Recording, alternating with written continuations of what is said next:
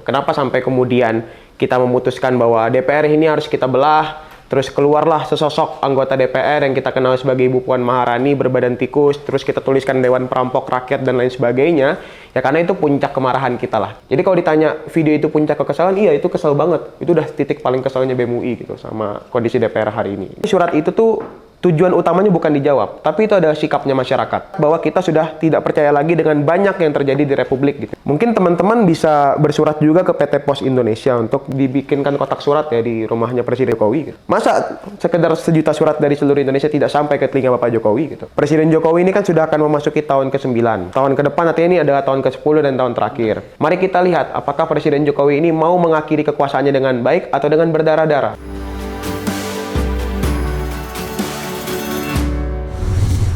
Assalamualaikum warahmatullahi wabarakatuh. Kembali lagi di channel Abraham Samad Speak Up. Untuk sementara channel ini saya bajak dulu. Baru kali ini kan lihat orang Papua ngebajak channelnya Ketua KPK. Ya, sementara ini untuk saya menggantikan beliau dulu karena ada kepentingan pergi haji. Mohon doanya biar semoga lancar. Dan hari ini kita kedatangan tamu yang sangat luar biasa. Salah satu panutan anak-anak muda zaman now. Salah satu yang sangat menginspirasi saya juga. Bisa membimbing dan bisa menginspirasi banyak anak-anak muda di seluruh Indonesia. Kita sambut, inilah dia Bang Melki. Halo. Luar biasa. Bang Melki asalnya dari mana, sorry? Kalau asal dari Pontianak. Pontianak. Bagaimana ceritanya bisa sampai jadi ketua BEM UI? Wah, panjang itu cerita itu. Oh iya. Jadi kelar SMA bingung nyari jurusan di mana, kampus di mana. Orang tua pengennya jauh-jauh aja, nggak usah di Pontianak terus, mungkin udah bosan sama kita gitu kan. Jadi kemudian nyarankan untuk kuliahnya di UI aja gitu. Terus nyari jurusan yang paling cocok, coba dicari-cari, tertariklah dengan hukum-hukum kenegaraan gitu. Jadi kayaknya fakultas yang paling cocok di UI Fakultas Hukum UI gitu. Terus nge-BEM, totalnya nge-BEM sampai sekarang ini udah mau 4 tahun nge-BEM gitu. Dari BEM Fakultas Hukum, terus kemudian lanjut ke BEM Universitas, BEM UI. Di Desember kemarin kepilih jadi ketua BEM UI gitu. Desember kemarin? Desember 2022. Berarti baru waktu kejadian yang gedung DPR pecah itu baru banget dilantik ya? Baru banget, kita masih nyusun kepengurusan baru lengkap di situ. Berarti bahasa kasarnya belum lengkap, tiba-tiba langsung... Baru lengkap. Baru lengkap, langsung? Langsung gas. Seberani itu ya? Bukan masalah beraninya, tapi itu memang keharusan yang memang harus disuarakan waktu itu. Luar biasa. Bikin meme ya? Yang tentang gedung DPR yang pecah, terbelah, ya. Kemudian keluar muka tikus, ya. Dan keluar muka Bu Puan yang badannya tikus. Ya. Saya mungkin bridging dulu membahas masalah tadi ya gedung gedung DPR yang pecah. Saya sebagai mahasiswa juga kebetulan saya agak mengikuti berita itu dan saya sempat bikin, karena saya betul stand up komedian, jadi saya sempat bikin materi tentang gedung DPR itu. Jadi beatnya saya sempat bilang begini, saya kesel sekali sama BEM UI karena saya ini pecinta Ibu Puan Maharani. Sebagai pecinta Ibu Puan Maharani ya saya kesel banget gitu sama teman-teman mahasiswa UI karena bikin meme tentang Ibu Puan yang bikin gedung DPR pecah, kemudian keluar muka tikus, keluar mukanya Ibu Puan. Saya kesel banget. Padahal saya ini sebagai pecinta Bu Puan, ini dada saya kalau dibelah keluar tuh meme yang tadi. Siap. Bahaya banget ya. Itu mungkin bridgingan sementara saja dan mungkin belakangan ini banyak ratusan tokoh nasional dan organisasi termasuk BEM UI ikut mengirim sejuta surat ya. Betul. Ke Presiden yang isinya maklumat tolak pembunuhan demokrasi dan anti korupsi. Tapi sebelum bahas soal surat-suratan ini mungkin bisa kita flashback dulu permasalahan yang tadi, ide munculnya yang flyer tadi itu mungkin bisa diceritain dulu kenapa sampai dengan kemudian bisa muncul seperti itu, atas dasar apa, mungkin atas kekesalan apa atau atas kritikan apa sampai bisa muncul gedung DPR pecah kemudian muncul muka tikus dan muka Ibu Puan begitu. Bagaimana mungkin bisa diceritakan? Sebenarnya kalau ditanya video itu maksudnya apa dan dibuat oleh siapa, pertama dia tidak dibuat oleh saya sendiri gitu. Ada Departemen Aksi dan Propaganda di BEM UI, dia yang membuat video tersebut. Tapi idenya kita bahas bersama gitu. Kenapa sampai kemudian kita memutuskan bahwa DPR ini harus kita belah, terus keluarlah sesosok anggota DPR yang kita kenal sebagai Ibu Puan Maharani berbadan tikus, terus kita tuliskan Dewan Perampok Rakyat dan lain sebagainya. Ya karena itu puncak kemarahan kita lah, kita anggap seperti itu. Dan itu waktu itu substansinya adalah soal Perpu Cipta Kerja. Kita melihat banyak sekali kejanggalan ya di dalam proses pengesahan Perpu Cipta Kerja gitu. Yang pertama dia melanggar konstitusi gitu. Kenapa dia melanggar konstitusi? Karena aturan-aturan di dalam konstitusi tentang bagaimana Perpu itu harus terciptakan, bagaimana Perpu tersebut harus disetujui dalam jangka waktu berapa lama, itu semua dilanggar gitu loh. Secara timelinenya dilanggar, secara aturan pokok kenapa harus diterbitkan Perpu pun dilanggar, bahkan secara nurani pun dia melanggar apa yang suara rakyat banyak itu sedang suarakan gitu. Ketika rakyat banyak sedang ngomongin menolak Perpu Cipta Kerja, kenapa DPR kemudian mengesahkan gitu. Jadi selain kita nganggap DPR ini sudah melanggar hukum, dia juga sedang tidak menunjukkan bahwa dia betul-betul ada Dewan Perwakilan Rakyat. Makanya lebih baik namanya diganti dan kita menganggap di dalam situ isinya bukan wakil-wakil rakyat kita, tapi ya apa yang kita lihat lah di video tersebut gitu. Berarti ide-ide muncul awalnya tuh gara-gara kekesalan tadi itu ya? Kalau idenya muncul bukan karena kekesalan, tapi kesal banget gitu. Karena sebenarnya yang menjadi penting itu adalah tidak hanya mahasiswa ya, teman-teman buruh, teman-teman elemen masyarakat sipil itu semua udah berapa kali melancarkan penolakan gitu. Perpu Cipta Kerja itu kan diinisiasi Presiden Jokowi dan diterbitkan tuh 30 Desember 2022 gitu. Dan dari 30 Desember 2022 sampai pengesahannya di bulan Maret 2023 tuh ada jangka waktu yang cukup lama, 3 bulan gitu. 3 bulan ini teman-teman elemen masyarakat sipil itu bergerak, tidak hanya mahasiswa, ada buruh, teman-teman petani, teman-teman nelayan, semuanya bergerak. Semuanya menolak Perpu Cipta Kerja dengan alasan-alasan yang logis, taat pada konstitusi, dia tidak sesuai dengan kondisi terbarukan yang ada di dalam konsideransi dan lain sebagainya gitu. Semuanya punya alasan logis kenapa kita harus menolak Perpu Cipta Kerja, tapi kemudian bahkan H+1 dari kita melaksanakan aksi di DPR itu disahkan gitu. Artinya kan ada apa ya, amarah publik, suara masyarakat yang tidak tersampaikan dengan baik ke dalam gitu, ataupun mereka tidak mau mendengar hal tersebut gitu. Jadi kalau ditanya video itu puncak kekesalan, iya itu kesal banget. Itu udah titik paling kesalnya BEM UI gitu sama kondisi DPR hari ini gitu. Apalagi teman-teman sudah turun, Betul. begitu turun malah disahin. Bener, H+1 lagi. Jadi memang sangat-sangat memuncak lah ya. Puncak banget. Dan itu ngewakilin kita yang teman-teman mahasiswa lain juga, dan itu juga penolakan di mana-mana pun terjadi. Betul. Ketika hari itu gitu. Benar. Dan kemudian ada surat maklumat juga ya ke presiden juga, yang kemarin dari 1 juta surat maklumat yang dikirim ke presiden agar menghentikan pembunuhan demokrasi serta anti korupsi. Menurut teman-teman dari BEM UI sendiri selaku Bang Melki ini, kira-kira bakal yakin tidak surat yang dikirim, 1 juta surat yang dikirim dari semua petisi, bahkan dari teman-teman juga ngirim, bakal dijawab nggak kira-kira? Sebenarnya pertanyaannya bukan itu akan dijawab atau tidak, tapi surat itu tuh tujuan utamanya bukan dijawab, tapi itu ada sikapnya masyarakat gitu. Sikapnya masyarakat bahwa kita sudah tidak percaya lagi dengan banyak yang terjadi di Republik gitu misalnya. 2 hal terutama yang di-highlight ya di dalam surat tersebut, di dalam maklumat tersebut itu adalah upaya-upaya berbagai organ pemerintahan ya, tidak hanya kepresidenan gitu, untuk membungkam demokrasi dan membunuh gerakan anti korupsi gitu. Kita bisa melihat contoh-contohnya yang paling sederhana gitu. Haris Azhar dan Fathia Maulidiyanti itu kemudian dikriminalisasi karena mereka sedang menyuarakan opini-opini yang berbasis riset tentang kondisi realitas masyarakat Papua yang hari ini tertindas gitu misalnya. Kita juga bisa melihat bagaimana MK dan juga Presiden Jokowi itu punya intensi politik yang luar biasa besar kepada Komisi Pemberantasan Korupsi yang saat ini sedang sakit gitu.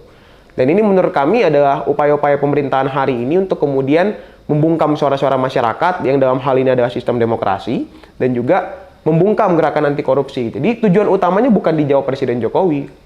Karena kalau ditanya Presiden Jokowi akan jawab atau enggak, ya dia harus jawab gitu. Dia harus jawab gitu. Tujuan utamanya juga bukan sekedar dijawab, tapi ini adalah sikap masyarakat gitu. Kalau Presiden Jokowi betul-betul masih bilang dia adalah presiden pilihan rakyat, harusnya dia lihat surat ini, dia baca mendalam, dia maknai betul, dia jawab sepenuhnya, dan yang paling penting tidak sekedar dijawab, dilaksanakan gitu. Cuman saya pribadi ya, sebagai orang Papua gitu, saya agak bukannya tidak percaya atau bagaimana begitu.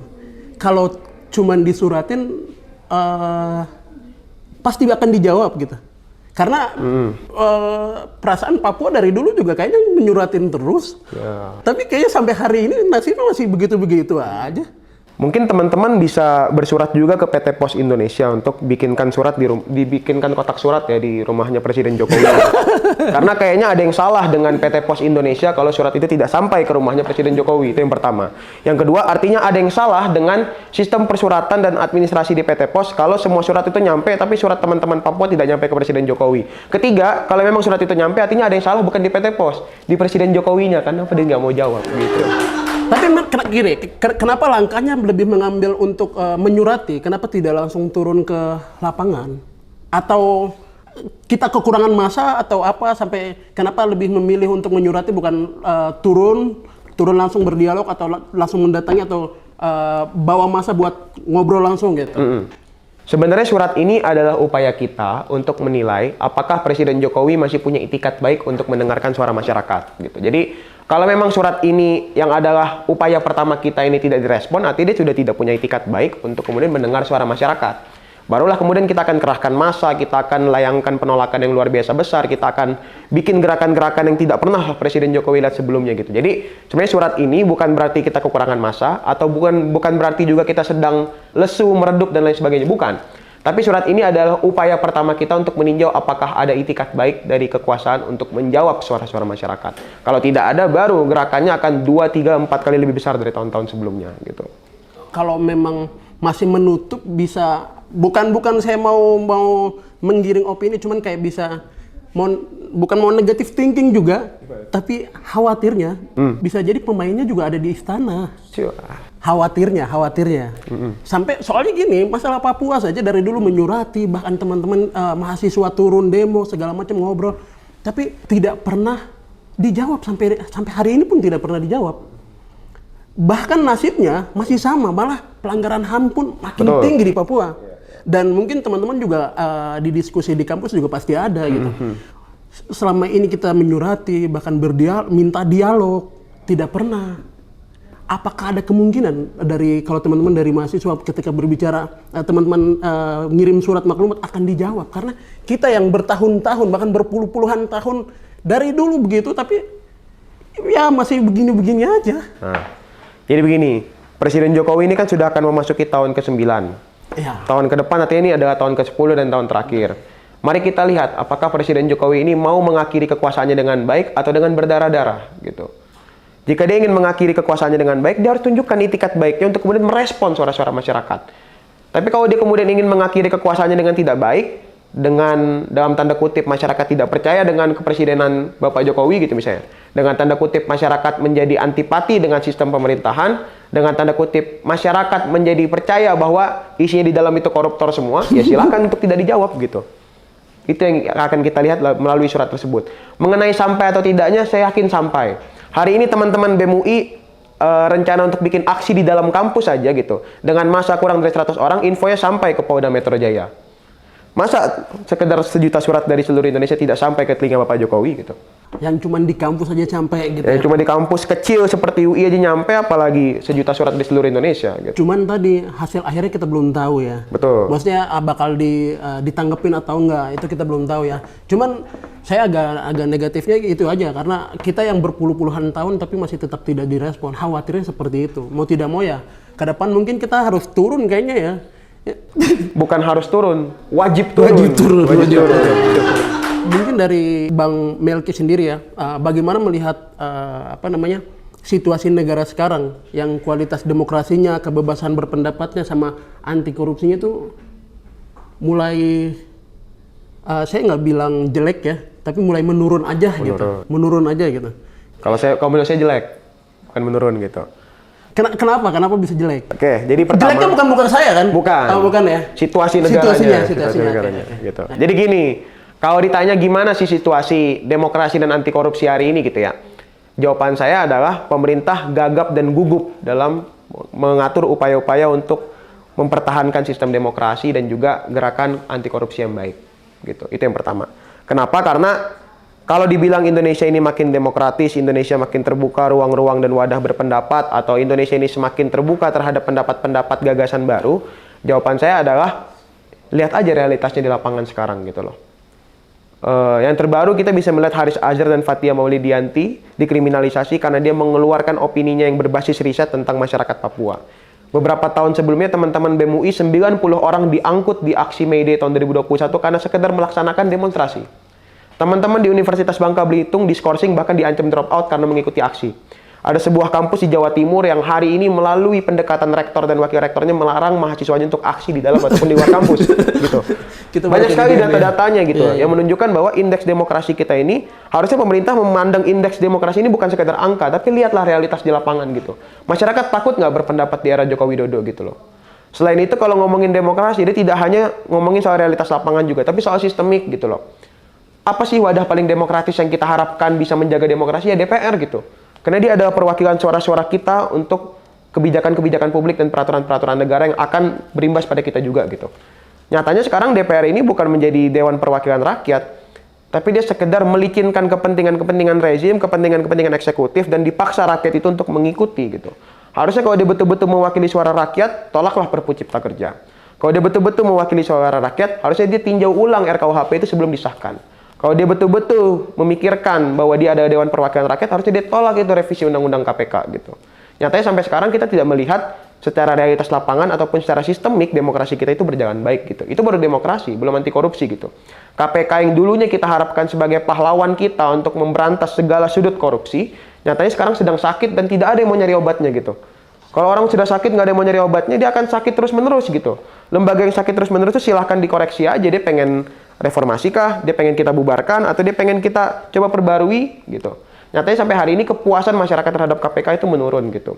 Pelanggaran kode etik yang dilakukan oleh pimpinan KPK, bagaimana ada permainan transaksi di dalam kemudian menangani kasus-kasus di KPK, apalagi publik ini sudah mulai sadar bahwa ada yang salah dari Komisi Pemberantasan Korupsi gitu.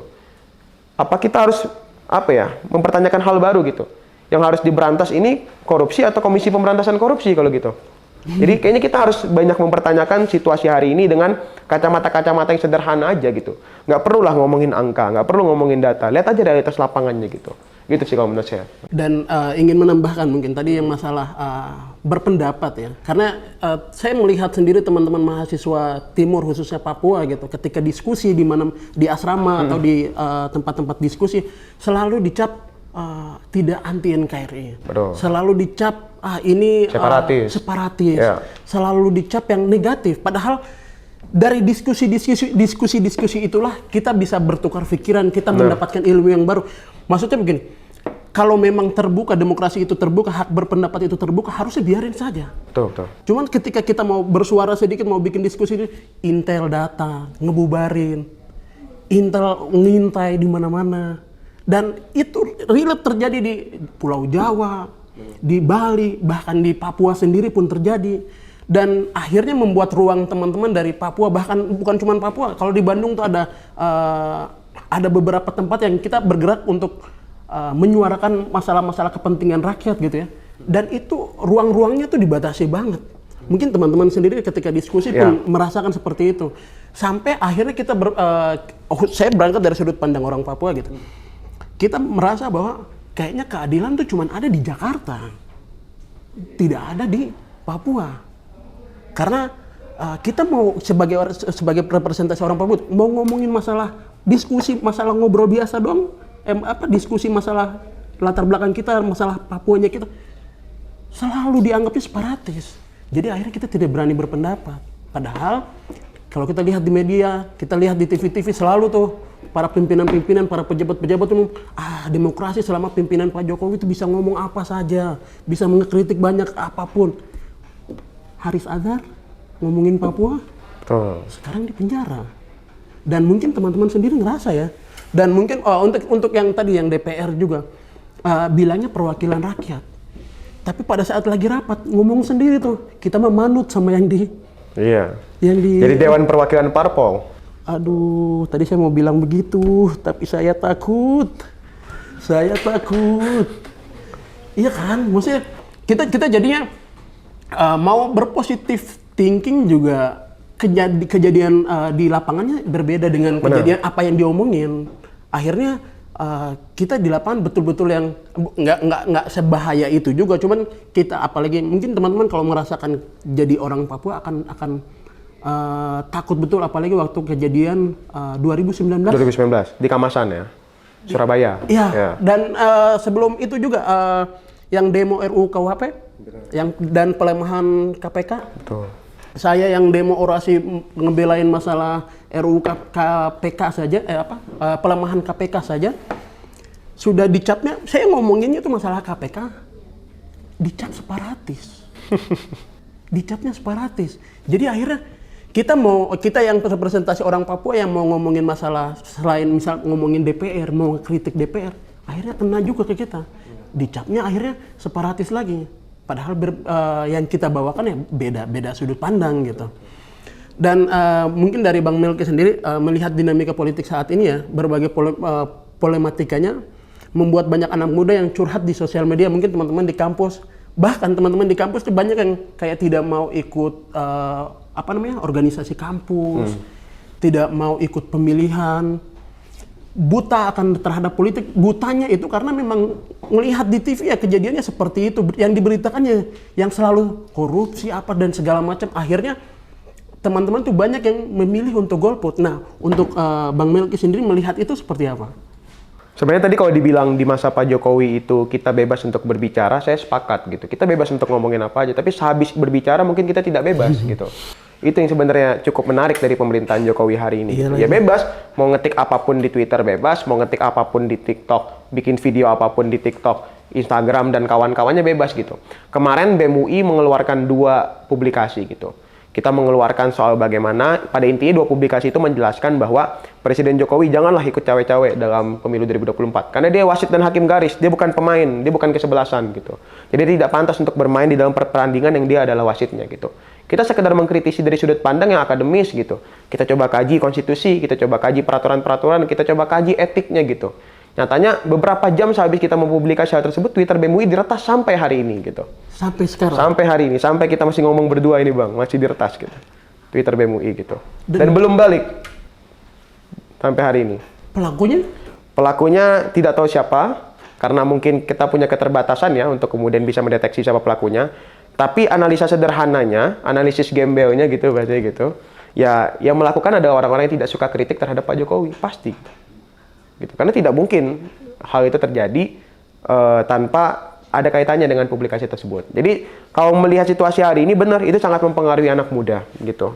Karena sebenarnya rasa takut untuk berpendapat itu adalah sebuah hal yang luar biasa esensial gitu. Karena bagi saya bersuara itu hak paling mendasar. Karena kita bersuara kita bisa dapat makan. Karena kita bersuara kita bisa dapat akses kesehatan. Karena kita bersuara kita bisa dapat pendidikan gratis gitu. Karena kita bersuara kita bisa mendapatkan hak-hak dan akses-akses publik yang sejatinya adalah hak kita gitu. Jadi kalau bersuara saja kita sudah susah, kita sudah pasti tidak akan mendapatkan akses-akses lainnya gitu. Sehingga menjadi penting untuk kemudian negara itu memastikan akses tadi, akses untuk bersuara, akses untuk berpendapat itu menjadi sama dan setara bagi semua orang. Bebas untuk semuanya. Itu yang pertama dulu. Dan kalau dibilang itu mempengaruhi generasi muda, saya bilang benar gitu. Ada beberapa hal ya. Pertama tadi soal bagaimana negara itu fear-mongering, menciptakan rasa ketakutan gitu. Rasa ketakutan yang diciptakan oleh negara ini akan berdampak besar bagi semua organisasi sipil ataupun tokoh-tokoh masyarakat ataupun masyarakat umum gitu yang berupaya untuk kritis gitu. Baru ngomong pakai 2 publikasi yang ilmiah aja diretas Twitternya gitu, Twitter resmi BEM UI. Apalagi kita menggunakan sudut pandang yang dalam tanda kutip tidak begitu ilmiah gitu misalnya. Emang kritik itu harus ilmiah, emang kritik itu harus solutif gitu. Kalau kritik itu harus menghadirkan solusi, kita aja yang jadi pemerintah gitu kan. Saya jadi presiden. Gitu. Kalau kita udah kritik kita harus ngasih solusi, kita aja jadi presiden gitu. Makanya mereka dibayar untuk menghadirkan solusi tadi. Sehingga rasa ketakutan yang diciptakan negara lewat kriminalisasi, lewat upaya-upaya pembungkaman dan lain sebagainya itu mempengaruhi generasi muda untuk kemudian sadar bahwa kalau gua kritik gua bakal nggak aman gitu. Negara yang sehat itu negara yang ventilasi pendapatnya itu diatur dengan baik gitu. Ini ada sirkulasi pendapat nih. Udaranya lagi kotor ya. Gimana cara bisa bersihin? Ya ventilasinya harus bersih. Ventilasinya apa? Kebebasan berpendapat gitu. Nah, kebebasan berpendapat tadi itu yang masih kurang di Republik ini dengan lihat aja realitas lapangan lah, gak perlu ngomongin data gitu. Sehingga itu yang paling pertama harus diberesin. Itu yang pertama. Yang kedua, pemerintah itu harus segera menghentikan pendanaan kalau ada pendanaan ya, ataupun upaya-upaya untuk mengerahkan buzzer-buzzer di media sosial gitu. Karena itu yang kemudian membuat masyarakat umum itu merasa bahwa masyarakat umum yang awam ya, oh ini ada fragmentasi, ada pembelahan gitu. Ini orang pro, ini orang kontra. Ini pendapatnya dari mana? Ini pendapatnya dari mana? Jadi kita sudah tidak bisa lagi membedakan mana yang logik, mana yang waras, mana yang rasional. Karena ada buzzer-buzzer media sosial yang dipersiapkan untuk melawan kritik kita. Padahal yang ditugaskan untuk melawan kritik kita tuh harusnya teman-teman KSP, teman-teman jubir presiden, teman-teman organ-organ pemerintahan. Ngapain pakai buzzer-buzzer seperti ini untuk menciptakan konflik horizontal gitu kan? Itu yang kedua. Yang ketiga, pemerintah harus betul-betul serius mengawal upaya-upaya untuk penguatan sistem anti korupsi gitu. Karena menurut saya korupsi ini masalah besar gitu. Korupsi itu banyak kaitannya dengan aspek kehidupan masyarakat gitu. Bagaimana saya di masa depan bisa tidur tenang kalau saya tahu anak saya ntar nggak bisa dapat akses pendidikan karena uangnya dikorupsi semua sekarang gitu. Bagaimana saya bisa tidur tenang kalau saya tahu anak saya ntar di masa depan susah jalan-jalan di trotoar karena trotoar nggak bisa dibangun nih, nggak ada uangnya nih, dikorupsi semua gitu. Bagaimana saya bisa tidur tenang kalau saya tahu ntar kalau saya, istri saya, anak saya itu pengen berobat, kesehatannya nggak bisa gratis karena uangnya dikorupsi semua gitu. Sehingga mempersiapkan sistem anti korupsi yang baik ini mempersiapkan masa depan. Jadi harus ada sebuah sistem yang dibangun oleh negara ini untuk kemudian bisa memastikan kita bebas berpendapat dan juga kita punya sistem pencegahan dan juga penanganan korupsi yang baik gitu. Apapun caranya, apapun tujuannya, apapun kesulitannya itu harus dilangsungkan dan publik harus mengawal, masyarakat harus mengawal. Jadi saran saya untuk semua masyarakat mungkin yang menonton ini ya apa sarannya gitu ya, apa pendapatnya, apa pesannya, berisik aja gitu. Silakan seberisik mungkin, sebacot mungkin gitu. Karena itu adalah satu-satunya usaha yang bisa kita lanjutkan gitu. Usaha yang bisa kita langsungkan gitu. Kalau ditanya masyarakat bisa ngapain? Ya berisik aja gitu. Dengan kita berisik sama semua kebijakan, dengan kita berisik sama semua peraturan, dengan kita berisik sama semua tindakan pemerintah yang sedang tidak baik-baik saja, kita sedang berupaya untuk menjalankan demokrasi dan alur pemerintahan yang baik. Begitu, Mas. Bentuk kita punya prihatin juga, maksudnya bentuk kita perhatian terhadap negara ini juga sama pemimpin-pemimpin negara ini juga gitu ya. Kemudian menurut Bang Melki sendiri bagaimana tanggapannya yang sekarang koruptor itu boleh nyalek? Koruptor nih Bang, baru dikomplain tadi itu boleh nyalek. Gimana nih Bang? Setahu saya ya, kalau di kampus itu, kalau pemilihan ketua BEM itu kita tidak boleh punya catatan buruk. Itu kampus ya? Di kampus. Itu kampus. Gitu, di kampus. Bahkan kita yang jadi ketua BEM ini tidak boleh pernah melanggar peraturan. Bahkan kita harus tanda tangan tuh, nggak boleh melakukan apa aja setahun ke depan gitu. Masa negara kalah sama kampus? Masa negara kalah sama sistem sekecil itu gitu. Aduh. Jadi kalau ditanya apakah koruptor boleh nyalek atau tidak, sebenarnya jawabannya simpel gitu.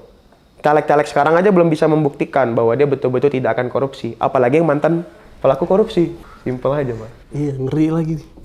Dan ngomongin caleg kayaknya ada tuh. Kayak Javu Bang. Kayaknya ada tuh senior abang tuh. ini kita ngobrol aja Bang. Iya, iya. Menurut Bang Melki sendiri nih, menilai ada salah satu senior ya.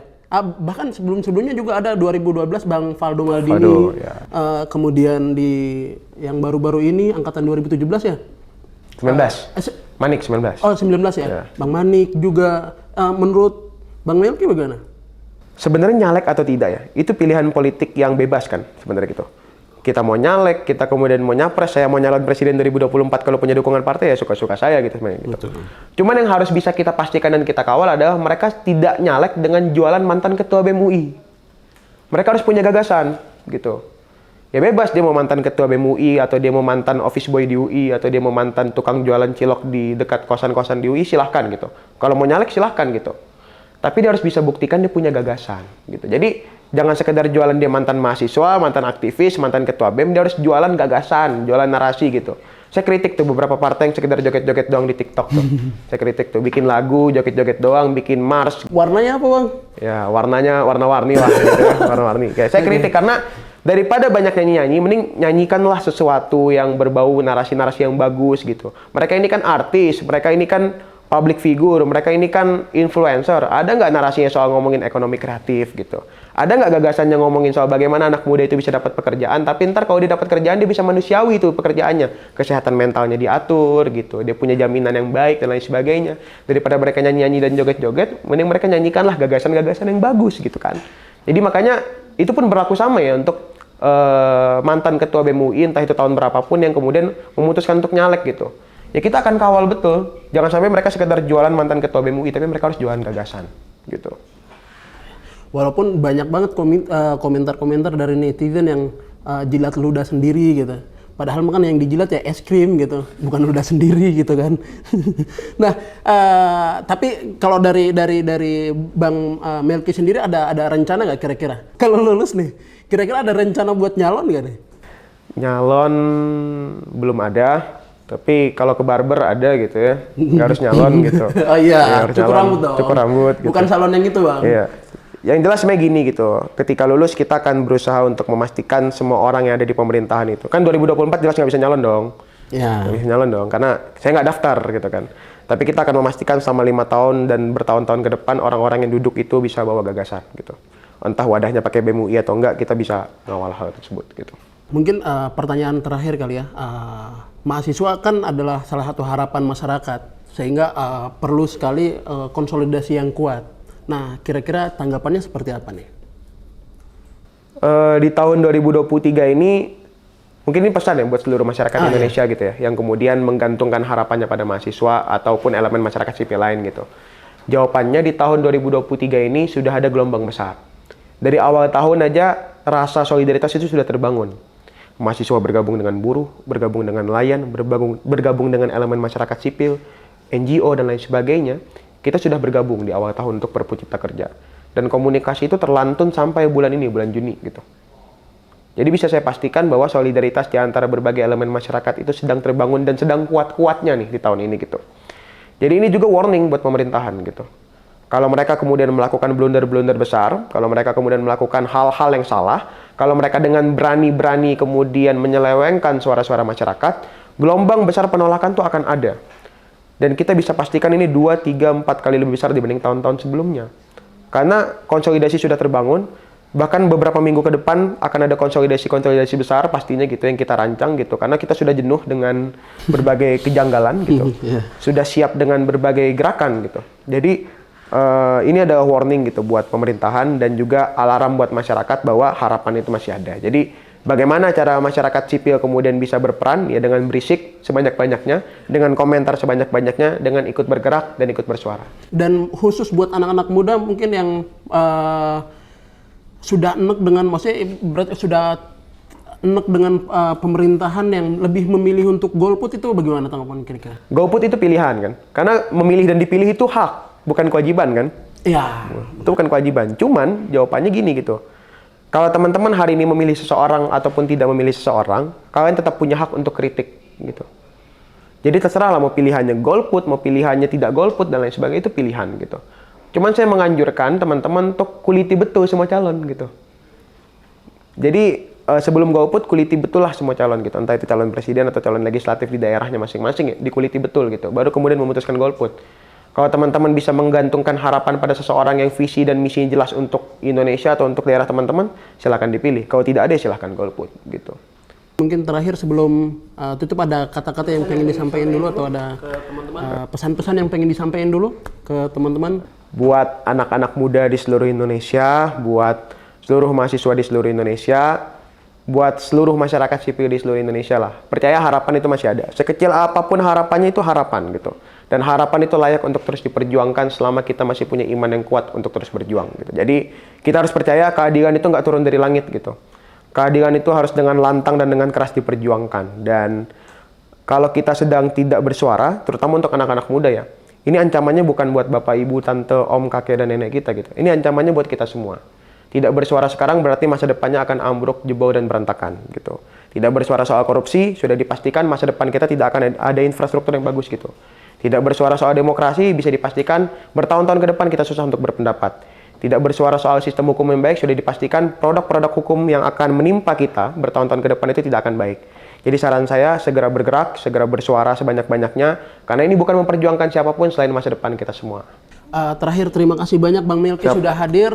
Kesimpulan mungkin dari saya pribadi, dimanapun, berapapun usia teman-teman, mau masyarakat dari lapisan apapun, pastikan tetap berisik, pastikan tetap bersuara apapun kebijakan yang dibuat, dan itu adalah salah satu langkah kita untuk kepedulian kita terhadap negara ini. Sampai jumpa di episode selanjutnya di Abraham Samad Speak Up. Thank you.